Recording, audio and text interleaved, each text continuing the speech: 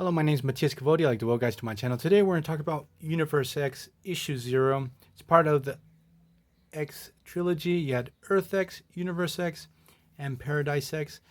And back when this came out, I really loved this particular arc because at the beginning of the story, we're going to have Captain America and young Captain Marvel go around the Marvel Universe and trying to hunt down and find different objects of tremendous importance within the Marvel Universe.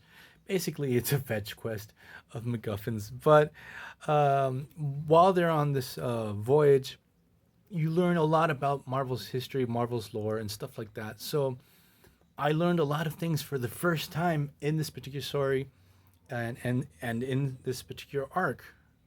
So in this zero issue, we sort of get summary what happened in the previous arc, in the Earth X arc, and and obviously it's going to set the stage of what's going to happen in this arc, the Universe X arc. So instead of having the Watcher as the observer of the story, we're going to have Nighthawk, who is the one in charge of observing everything that goes on. He has to register everything.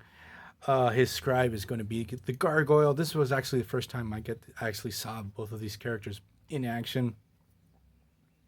Actually, there's not too much action. These guys are just talking and writing. But it was the same thing that the Watcher and X-51 did in the previous story. So we get a rundown that after the defeat of the Red Skull and Galactus stopping the Celestials, the birth of the Celestial Seed within Earth that would have destroyed everything, things are not perfect. The climate of the world is sort of going haywire. There's a lot of pushback to, there's these torches that are all around the world purging the tears and mist that mutated everyone on Earth and made everyone have powers. There's some pushback in trying to stop these torches from burning the tears and mist. They don't want to lose their powers. So there's a whole conflict over that. The climate, as I said before, went crazy. So some places that are hot now are cold and vice versa. And here we have Wakanda, Black Panther, and the whole Wakandan population, plus some of the new X-Men for the X-Men from the Earth X world joining. They all go to Savage Land looking for a refuge because Africa seems to have totally frozen over, while Iceman, who is up north in the Arctic, everything's melting, and he has to move out from there. Earth X Daredevil still wanting to die. Thor, who in this story is Lady Thor, she was Loki seemingly put a spell on him.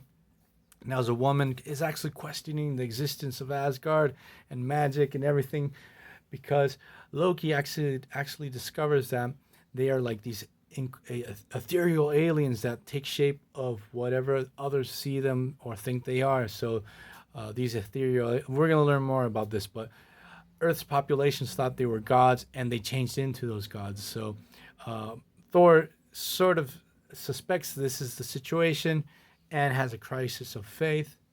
The Earth X Moon Knight, who's totally awesome, and he's fighting against the Sons of Set and the Tongue of Krill. The Tongue of Krill are like the big bad guys of this first story arc. They're trying to put together Crusher Krill, who was the Absorbing Man, the one responsible for killing the Avengers. Was shattered into 1,000 pieces when he was turned back into stone, and all of Earth's heroes have dispersed all the parts of Absorbing Man, trying to keep them hidden, stopping from anyone trying to get them together. The Tongue of Krill are trying to do this and killing any hero that gets in their way. Also, we have the situation in Humans. Medusa has married Captain Britain. Black Bolt's son, who was Black Knight. We didn't know he was Black Bolt's son. We discovered he's Black Bolt's son in this story. Zen are the protectors of Japan. Colossus is the Tsar of Russia. Here in the story, I discovered I didn't know the whole origin of the blue side of the moon, the conflict between the Kotati and the Kree that were placed there by the Skrulls, and where the Skrulls and Kree hate each other, where their war started. I discovered that in this particular story for the first time. Then the story dives deep into the origin of the Eternals, the Deviants, humans, because that was a big part of the first story arc. This is the whole thing with the Celestials, how a splinter group of the Eternals went off into space and went to Titan, and then I think they went to Uranus or something like that. But we also get the origins of Captain Marvel, what he did, why he's important, that he's coming back as a child in the story. He's going to be again accompanied with Captain America, fetching all these objects because something big is going to happen. The story was the first time I ever saw Star-Lord in a comic book, and I had no idea he was going to be really big a couple years down the line. If you haven't read Earth X, Universe X, or Paradise X, that trilogy is just fantastic. It's one of, for me, it feels like the definitive Marvel story. Just really ends all the characters' stories very well, except for Wolverine's. That's the only one I really didn't like what happened with him. And hope you guys like this video, and see you guys next time.